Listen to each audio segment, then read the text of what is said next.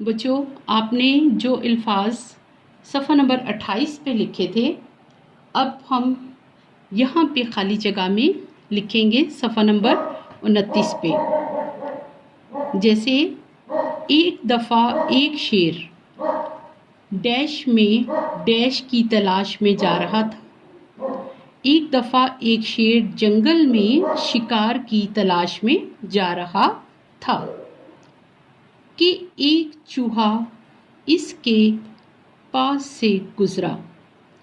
चूहे को देखकर शेर बोला, तुम क्या करोगे अगर मैं तुम्हें अपने पंजे में पकड़ लूं? ये सुनकर चूहा डर गया और बोला, मेरी जान लेकर आप क्या करेंगे?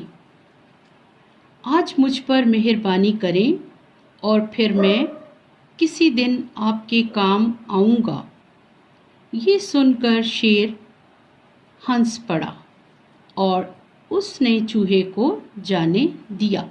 बच्चों, आपने देखा कि जिस तरतीब से यहाँ पे अल्फाज आपने लिखे हैं, उसी तरतीब से इस ग्राफ में आपने उनको सेट करना है और आपने एक एक खाली जगह में वो लफ्ज़ लिखते चले जाना है और फिर इस कहानी का एक हिस्सा जो है, एक पैराग्राफ, वो आपका मुकम्मल हो जाएगा।